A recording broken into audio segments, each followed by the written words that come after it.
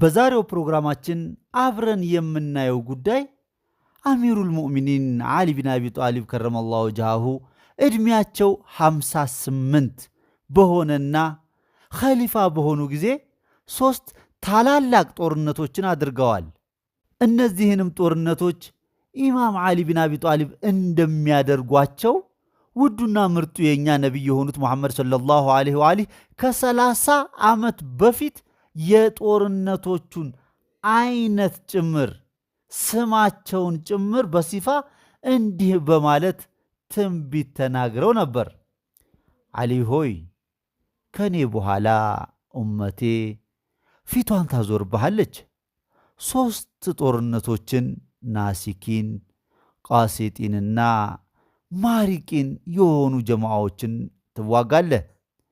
ሐቁም ካንተ ጋር ነው፣ እነሱም በዳዮች ናቸው።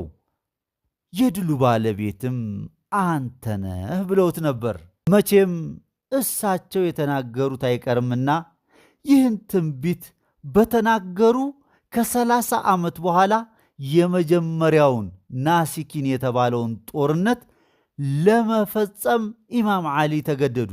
በነገራችን ላይ ናሲኪን የተባሉት ቃል ኪዳናቸውን ስላፈረሱ ነው።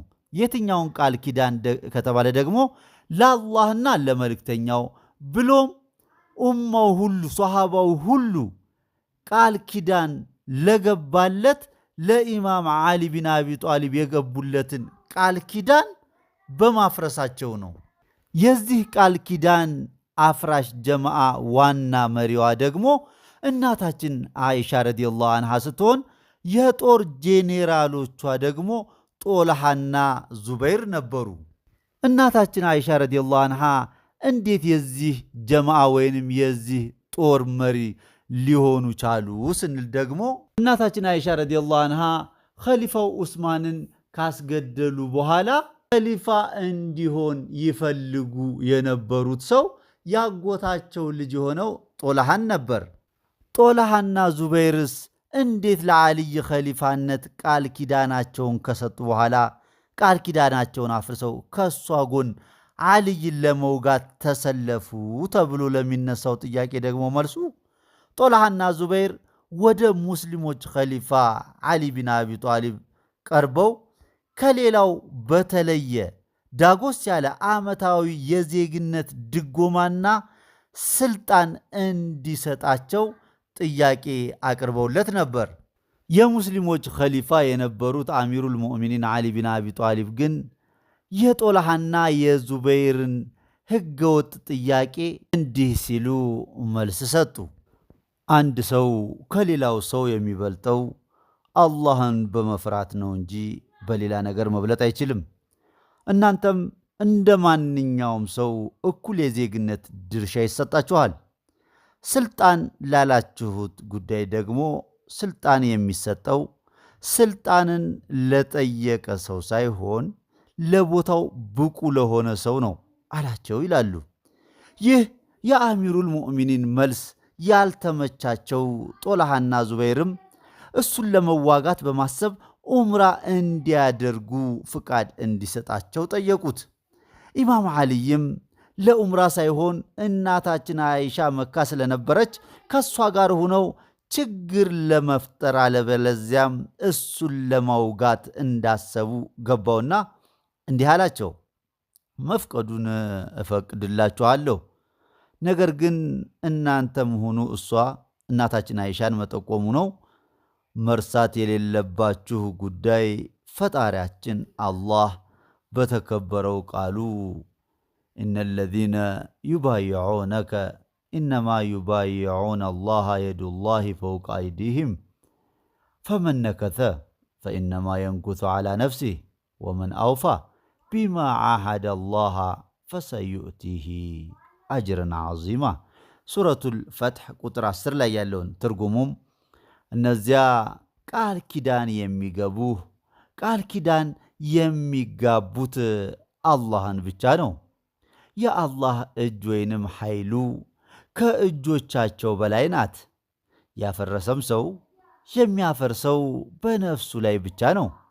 በእርሱ ላይ አላህን ቃል ኪዳን የተጋቧትን የሞላም ሰው ታላቅ ምንዳን በእርግጥ ያገኛታል የሚለውን የቁርአን አንቀጽ ቀርቶላቸው ሸኛቸው። ጦልሃና ዙበይር እንዴት ራሳቸውን ከሌላው ሰሃባ ከፍ አድርገው ሊመለከቱ ቻሉ ስንል ደግሞ መልሱ ኸሊፋው ዑመር ሊሞቱ ባበቃቸው ህመም ላይ በነበሩ ጊዜ አንድ ትልቅ ይቅር የማይባል ስተት ፈጽሞ ነበር። ምንድነው ይህ ስተታቸው ካልን ደግሞ ጉንዳኖችን ከዝሆን ጋር እኩል አንድ ቦታ ላይ እንዲቀመጡ አድርጎ ነበር። እናም ትሪ ጠፍቶ አንድ ላይ በላን እንደሚባለው ለኸሊፋነት ምርጫ ከዓልይ ጋር መቀመጣቸው ራሳቸውንና ማንነታቸውን አስረስቷቸው ራሳቸውን እንደ ትልቅ ቆጥረውት ነበር። ያው የኋላ ኋላ የጀግኖቹ ቁንጮ የአንበሶቹ አውራ አሚሩል ሙእሚኒን ዓሊ ቢን አቢ ጣሊብ ራሳቸው በቆሰቆሱት ጦርነት ማንነትና ደረጃቸውን ገልጾ አሳያቸው። እናታችን አይሻም ረዲየላሁ አንሃ አሚሩል ሙእሚኒን ዓሊ ቢን አቢ ጣሊብን ለመውጋት ስትወጣ ሌላኛዋን እናታችንን ኡሙ ሰለማን አብራት ለጦርነቱ እንድትወጣ ጠይቃት ነበር ይላሉ። ነገር ግን እናታችን ኡሙ ሰለማ ሁለት አንኳር ነጥቦችን ወይንም ምክንያቶችን ተናግራ ከቻለች እሷም ከዚህ አስነዋሪ ድርጊቷ እንድትቆጠብ መከረቻት ይላሉ። እነዚህ ሁለቱ አንኳር ነጥቦች ምን ነበሩ ከተባለ የመጀመሪያው ፈጣሪያችን አላህ በሱረቱል አሕዛብ ቁጥር ከ32 እስከ 33 ድረስ እንዲህ የሚል የቁርአን አንቀጽ አውርዶ እናገኛለን። ያ ኒሳ አነቢይ ለስቱነ ከአሐድ ሚነ ኒሳ ወቀርነ ፊ ቡዩቲኩን ወላ ተበረጅን ተበሩጀል ጃሂልየቲል ኡላ። ትርጉሙም እናንተ የነቢዩ ሴቶች ሆይ ወይንም ሚስቶች ሆይ እናንተ እኮ እንደ ሌሎቹ አይነት ሴቶች አይደላችሁም።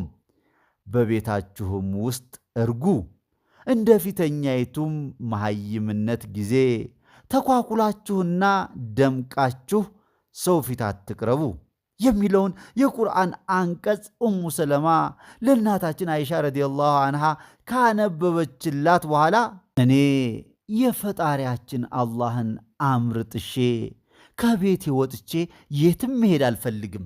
ሌላው ደግሞ የአላህ መልእክተኛ የሆኑት ባለቤቴ ዓልይን ሙእሚን እንጂ አይወደውም፣ ሙናፊቅ እንጂ አይጠላውም ማለታቸውን እኔም አንቺም በጆሮአችን ሰምተናል።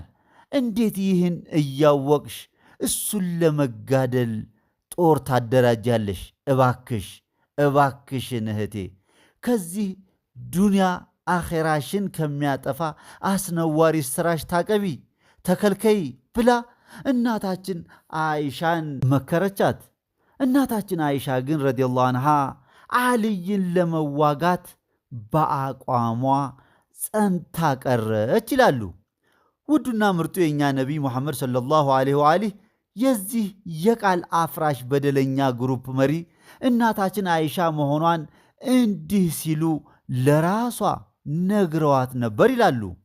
ቀዮ የሐውአብ ውሾች የሚጮሁብሽ አንቺ እንዳትሆኚ።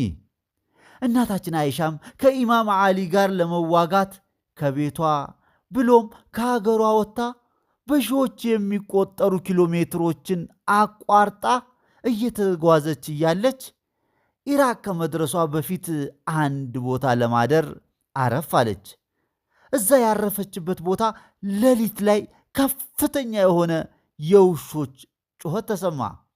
በዚህን ጊዜ ረሱላችን ሰለላሁ ዐለይሂ ወአሊህ ከ25 ዓመት በፊት ያሏት ነገር ትዝ ብሏት አንዳንድ የአካባቢውን ሰዎች አስጠርታ ይህ ቦታ ማን ይባላል ብላ ጠየቀቻቸው። ባላገሮቹም ሐውአብ ብለው ሲነግሯት ጊዜ እጅግ በጣም ደነገጠች። ቶሎ ብላም መልሱኝ እያለች መጮህ ጀመረች። የአላህና የመልእክተኛው እርግማን የቸበቸበው አብደላህ ኢብኑ ዙበይርም 50 የሚጠጉ የአካባቢውን ሽማግሌዎች ጉቦ ሰጥቶና አስፈራርቶ እናታችን አይሻ ጋር በማምጣት ይህ ቦታ ሐውአብ አይደለም ብለው የውሸት ምስክርነታቸውን እንዲሰጡ አስደረገ ይላሉ። እናታችን አይሻም የነዚህን ሽማግሌዎች የምስክርነት ቃል ሰምታ ውስጧ ግን እያወቀ ወደ ጦርነቱ ጉዞ ቀጠለች ይላሉ። ይህ እናታችን አይሻ ረዲየላሁ ዐንሃ ከአሚሩል ሙእሚኒን ዓሊ ቢን አቢ ጣሊብ ዓለይሂ ሰላም ጋር ያደረገችው ጦርነት በታሪክ ሐርቡል ጀመል ይባላል፣ ወይንም የግመሉ ጦርነት ማለት ነው። ይህም ጦርነት ስሙን ያገኘው እናታችን አይሻ ጦርነቱን ስትመራ የነበረው ግመል ላይ ሁና ስለነበረ ነው። በዚህም እናታችን አይሻ በቆሰቆሰችው ጦርነት ከ16,000 በላይ ሙስሊሞች የተገደሉ ሲሆን ልብ በሉ፣ ሁለቱም ወገኖች ሰሃቦችና ሰለፎች ወይንም ሙስሊሞች ናቸው። በዚህ ጦርነት የእናታችን የጦር ጄኔራል የነበሩት ጦልሃና ዙበይር የተገደሉ ሲሆን ለቁጥር የሚያታክት ሙስሊም አካሉ ጎሎና ቁስለኛ ሆኖ ተመልሷል ይላሉ። ከጦርነቱ በኋላ ወይንም ከተሸነፈች በኋላ መሆኑ ነው። እናታችን አይሻ ከዓልይ ጋር ባደረገችው ጦርነት እጅግ ሲበዛ ጸጸት ውስጥ የገባች ሲሆን ለሞት ያበቃት ህመም ላይም በሆነች ጊዜ ስትሞት ከረሱሉ ጎን እንዳይቀብሯት ከሳቸው አርቀው ተራው ሰሃባ የሚቀበርበት በቂዕ የሚባለው መካነ መቃብር ወስደው እንዲቀብሯት ተናዛ ነበር የሞተችው ይላሉ። ኢንሻአላህ በዚህ በአሚሩል ሙእሚኒን ዓሊ ቢን አቢ ጣሊብና በእናታችን አይሻ መካከል ስለተደረገው የግመሉ ጦርነት ጉዳይ ሰፋ ባለና ማስረጃን በርከት አድርጌ በማጣቀስ ራሱን በቻለ ፕሮግራም ይዤላችሁ ስለምመለስ አሚሩል ሙእሚኒን ዓሊ ቢን አቢ ጣሊብ ከረመላሁ ወጅሃሁ ከእናታችን አይሻ በኋላ ያደረገው ጦርነት ከማን ጋር ነው የሚለውን አብረን እንመልከት። ሌላውና ሁለተኛው አሚሩል ሙእሚኒን ዓሊ ቢን አቢ ጣሊብ ዓለይሂ ሰላም ኸሊፋ በሆኑ ጊዜ ያደረጉት ጦርነት ደግሞ ቃሲጢን ይባላል። ይህም ጦርነት የተደረገው አላህና መልእክተኛው ከረገሙት ከሙዓውያ ቢን አቢ ሱፊያን ጋር ሲሆን ይህንንም ጦርነት የእኛ ነቢይ የሆኑት ሙሐመድ ሰለላሁ ዐለይሂ ወአሊህ ቃሲጢን ብለው ሰይመውታል። ለዚህም ጦርነት ዋና ምክንያቱ አላህና መልእክተኛው የረገሙት ሙዓውያ ቢን አቢ ሱፊያን የአሚሩል ሙእሚኒን የዓልይን ኸሊፋነትን አልቀበልም በማለት ሲሆን ህዝቡን ያደናገረው ግን ያጎቴን ልጅ ደም እበቀላለሁ በማለት ነበር። በዚህም ጦርነት ከኢማም ዓልይ ጎን ተሰልፈው የነበሩት ከ2000 በላይ የሚሆኑ ታላላቅ አጅላ የሆኑ ሰሃቦች ሲሆኑ አላህና መልእክተኛው ከረገመው ከሙዓውያ ቢን አቢ ሱፊያን ጎን ተሰልፈው የነበሩት ደግሞ ከፈትሑል መካ በኋላ ከአንገት በላይ ፈርተው ሰለምን ያሉት ሙናፊቅ ሰሃቦች ወይንም ረሱላችን ጡለቃ ናችሁ ያሏቸው ሰዎች ነበሩ። በጣም የሚገርመው በዚህ ጦርነት አማር ቢን ያሲር እንደሚገደል የአላህ መልእክተኛ የሆኑት ሙሐመድ ሰለላሁ ዐለይሂ ወአሊህ ከ40 ዓመት በፊት እንዲህ ሲሉ ትንቢት ተናግረው ነበር። አማር ሆይ አንተን እኮ የምትገልህ ያቺ ጠማማዋ ጭፍራ ናት። አንተ ወደ ጀነት ትጣራለህ፣ እነሱ ደግሞ ወደ እሳት ይጣራሉ አሉት ይላሉ። እናም እሶ የተናገሩት አይቀርምና አማር በዚህ ኢማም ዓሊይ ከተረገመው ሙዓውያ ጋር ባደረገው ጦርነት ተገደለ። ትንቢቱም ተፈጸመ። የሙዓውያም ጭፍራ ወደ እሳት የምትጣራው ጭፍራ መሆኗም ተረጋገጠ። ለአማር መገደል ወይንም አማርን የምትገለው ጠማማዋ ጭፍራ የጀሃነሟ ጭፍራ መሆኗን ያውቁ የነበሩ በሙአዊያ ውስጥ የነበሩ ጥቅማጥቅምና በተለያዩ ነገሮች ተሸንግለው የገቡ ሰሃቦች ልክ አማር ሲገደል ሲያዩ ሰይፎቻቸውን ጣሉ ይላሉ። የሚያጅባቸው ነገር ያቺ በረሱሉ ምላስ ጠማማዋ የጀሃነሟ ጭፍራ ወደ ጀሃነም የምትጣራው ጭፍራ ለካ ያሏት እኛንን ብለው ሰይፋቸውን ጣሉ። አንዳንዶቹም ጦርነቱን ጥለው ጠፉ ይላሉ። በዚህም አላህና መልእክተኛው በረገሙት ሙዓዊያ ቢን አቢ ሱፊያን በቆሰቆሰው ጦርነት ከሁለቱም ወገን ከ70,000 በላይ ሙስሊሞች የተገደሉ ሲሆን ለቁጥር የሚታክት ሙስሊም አካለ ጎዶሎና ቁስለኛ ሆኗል። ረሱላችን ይህን ጦርነት ቃሲጢን ወይንም በዳዮች ብለው የሰየሙት ሲሆን ፈጣሪያችን አላህም በሱረቱል ጅን ቁጥር 15 ላይ ወአመል ቃሲጡን ፈካኑ ሊጀሃነመ ሐጠባ ሲል ገልጿቸዋል። ትርጉሙም ቃሲጢኖች ወይንም በዳዮች ለገሃነም ማገዶ ሆኑ። ኢንሻአላህ ስለዚህም ጦርነት ቢሆን ሰፋ አርጌ ማስረጃን እያጣቀስኩ ራሱን በቻለ ፕሮግራም ይዤላችሁ ስለምመጣ ጥቂት ጊዜ ስጡኝ፣ በዱዓ አግዙኝ እያልኩኝ ወደ ሶስተኛው አሚሩል ሙእሚኒን ዓሊ ቢን አቢ ጣሊብ ስላደረጉት ጦርነት አብረን እንሂድ። የአላህ መልእክተኛ የሆኑት የእኛ ነቢ ሙሐመድ ሰለላሁ ዐለይሂ ወአሊህ ኢማም ዓሊይን ከረመላሁ ወጅሀሁ እዋጋቸዋለህ ያሉት ጀማዓዎች ደግሞ ማሪቂን የሚባሉት ናቸው። ማሪቂን ማለት ደግሞ ተፈናጥሮ ከመንገድ የወጣ ማለት ነው። ብዙ ጊዜ ይህንን ቃል የሚጠቀሙት ለቀስት ነው። ወደፊት መሄዱን ትቶ ያለ መንገዱ ወደ ላይ ሲፈናጠር ማለት ነው። ይህ ጀማዓ አሚሩል ሙእሚኒን ዓሊ ቢን አቢ ጣሊብ ከረመላሁ ወጅሀሁ ከተረገመው ሙዓዊያ ጋር በሚዋጋ ጊዜ በዓልይ ጦር ስር የነበረ ጀማዓ ነው። የኋላ ኋላ ሙዓዊያ እየተሸነፈ ሲመጣ ባመጣው የማታለያ ሐሳብ ተሸውዶ ኢማም ዓሊይን ጨምሮ ሁሉንም ታላላቅ ሰሃቦችን ካፊሮች ናቸው ብሎ ፈትዋ ያወጣ ጀማዓ ነው። ይህም አፈንጋጭ ጀማዓ ከኢማም ዓሊይ ጋር ባደረገው ጦርነት በጣት የሚቆጠሩት ብቻ ሲተርፉ ሁሉም ተገለዋል። የዚህም ጀማዓ ስሩ አላህና መልእክተኛው የረገሙት ሙዓዊያ ቢን አቢ ሱፊያን የሂንድ ልጅ መሆኑ መታወቅ አለበት። ኢንሻአላህ ስለዚህም ጦርነት ቢሆን ራሱን በቻለና ሰፋ ባለ ፕሮግራም ማስረጃን እያጣቀስኩ ወደፊት ይዤላችሁ እመጣለሁ። እናንተም በዱዓ አግዙኝ። አንድ ነገር ብዬ ግን ይህንን ፕሮግራም ለመዝጋት ወደድኩ። አቢ ሳዒድ አልኹድሪ የተባሉት ታላቅ ዓሊም እንዲህ ይላሉ።